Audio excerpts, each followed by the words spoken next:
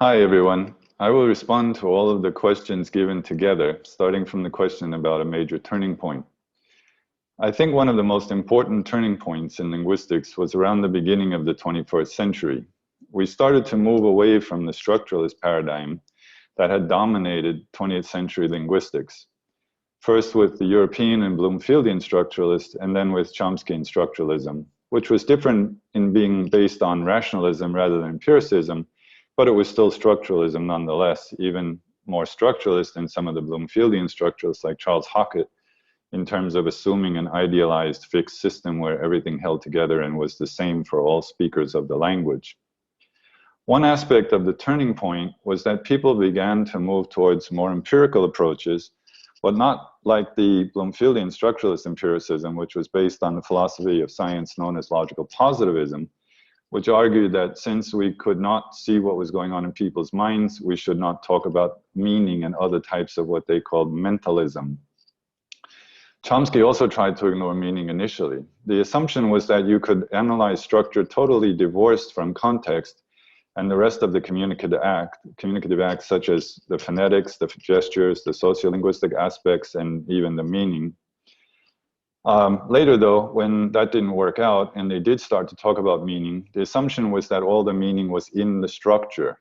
And so very complex trees were constructed, and the generative semanticists built all sorts of meaning into their trees, such as their performative hypothesis, where the speech act understood from the use of an utterance, an entirely pragmatic phenomenon, was said to be part of the covert structure.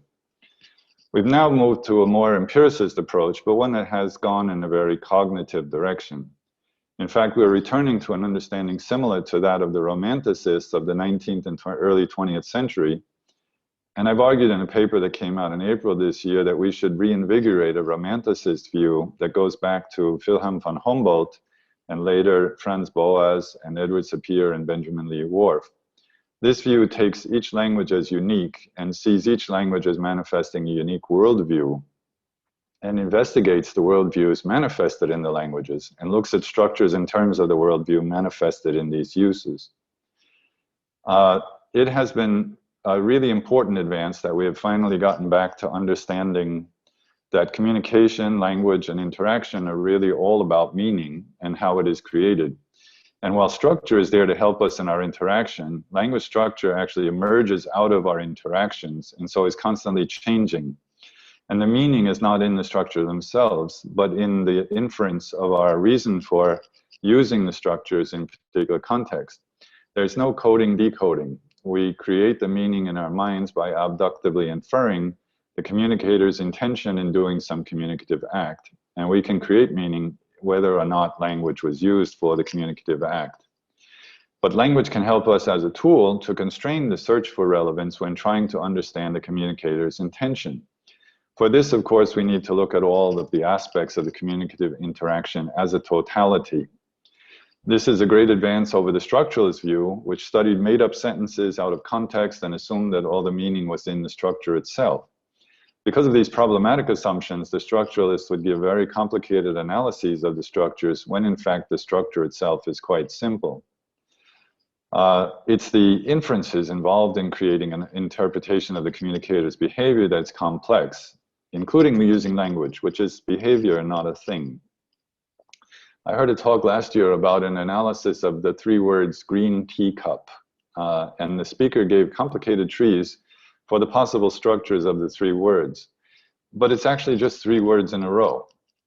In reality, that's all there is. And so any analyses you put on that, any meaning you create from that, it's all created in your head.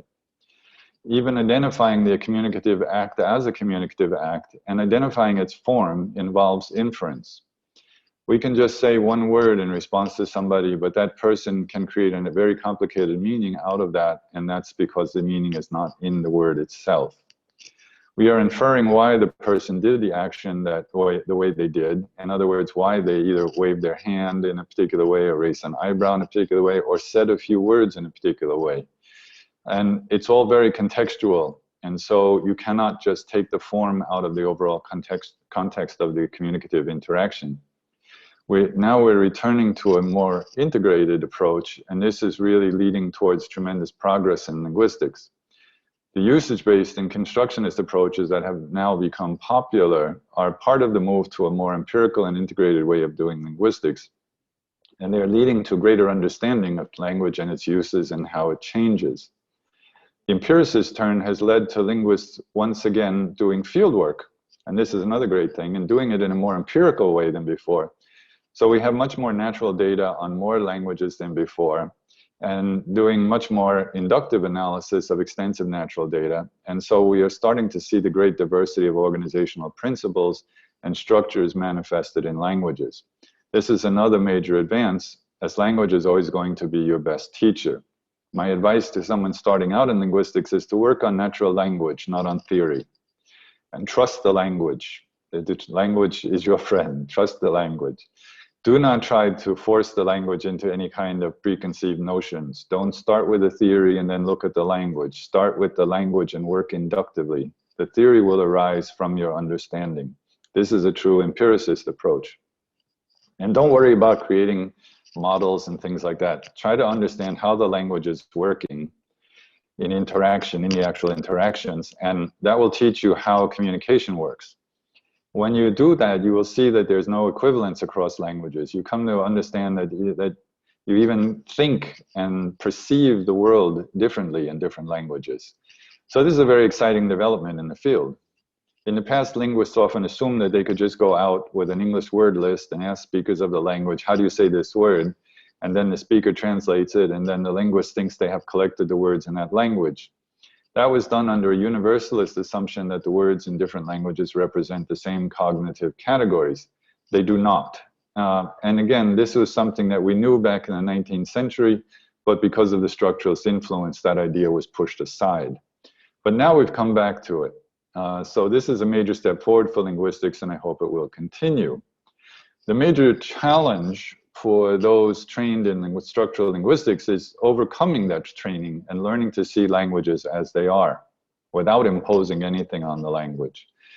Doing empirical linguistics is also harder and takes more time than just making up sentences and creating models, but the model creation turned out to be useless and did not contribute to society, as it had little to do with real language or its functions in communication.